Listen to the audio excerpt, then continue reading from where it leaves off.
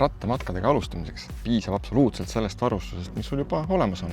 Mida pikemaks lähevad aga ringid ja mida tihedamalt matkamas käia, seda rohkem paratamatult hakkad vaatama varustust hoopis teistsuguse pilguga. Minu üks põhiväärtusi on lihtsus ja lihtsustatus. Ja lihtsus siinkohal ei tähenda labast või algelist või primitiivset. Ja sama lähenemine kehtib mul ka matkavarustuse osas. See ei pea olema algeline, kuid võiks toetada minu vajadusi ilma lisakeerukuseta. Kuidas mu matkavarustus siis kokku sai? Alustame algusest ja vaatame natukene neid matkaeelseid päevi. Pakkimine või siis nii-öelda pakkimisega tegelemine algab minu jaoks nimekirja koostamisega. Olles läbi aastate olnud selline perfektsionist ja kõrgendatud kontrollivajadusega inimene, siis tegelikult mul on nimekirju igasugusteks puhkudeks. Matkaasjade nimekirjaga ma tegelikult natukene alustan juba ka eelmise matka järgselt, ehk siis vaatan üle selle nimekirja, mis ma tookord tegin, et mis oli üleliigne, mis oli puudus ja täiendan siis nii-öelda oma baasnimekirja. Ja selle aastane nimekiri algas ka siis tegelikult juba eelmise aasta nimekirja ülevaatusega ja lisasin siis sinna juurde asju vastavalt sellele, mida ma leian, et sellisel pikal ja ka ajaliselt pikal matkal vaja võiks minna. Vaatasin oma nimekirjale nüüd revideeriva pilguga otsa ja täie kindlusega võin öelda, et kasutasin kõiki asju oma nimekirjas, välja arvatud need asjad, mis paratamatult peavad kaasas olema, aga sügavalt loodad, et sa ei pea neid kasutama.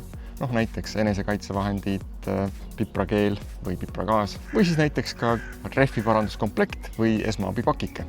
Kindlasti panen lingi oma nimekirjale ka siia alla videokirjeldustesse, et kel huvi saab siis lähemalt uudistada.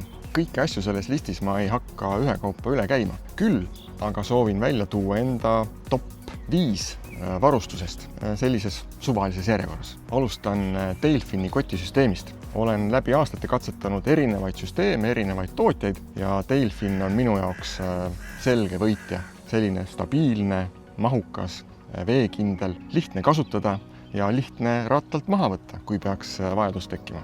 Siis Pirelli Cinturato Gravel M 50 mm rehvid, mugavad, töökindlad, veerevad hästi igal maastikul, nii kruusal kui asfaltil, stabiilsed, matka jaoks ideaalsed. Siis Momo vaba-aja särgid. Mulle meeldivad lihtsad särgid ilma kirjadeta ja Momo vaba-aja särgid on minu absoluutne valik. Sellised mõnusad, pehmed, heast materjalist, hoiavad vormi.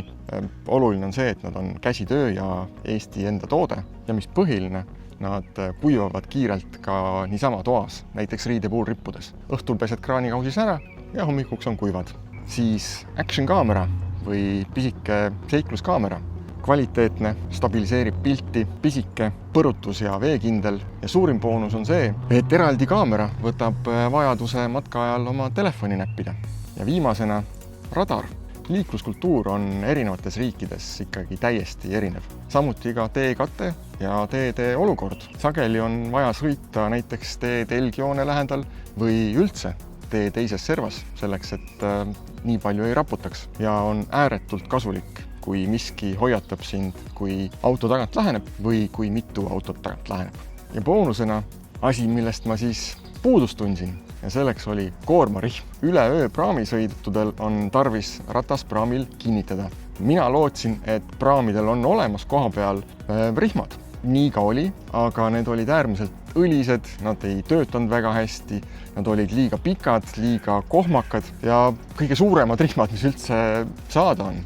Ja selline oma pisike koormarihm läheb kindlasti minu varustuse nimekirja. Ja lisaks 2 sellist top-tippi. Esiteks, lihtsam on rattakingi hoida kuivana, kui neid pärast kuskil toas või telgis kuivatada. See tähendab seda, et veekindlad katted on minu jaoks parem valik kui näiteks veekindlad sokid. Ja teine top-tipp on see, et isegi tänapäeva digimaailmas ja kaasaegsetes Euroopa riikides võta kaasa pisut kohalikku sularaha. Loodan, et leidsid siit videost endalegi midagi kasulikku. Tänud vaatamast ja näeme jälle!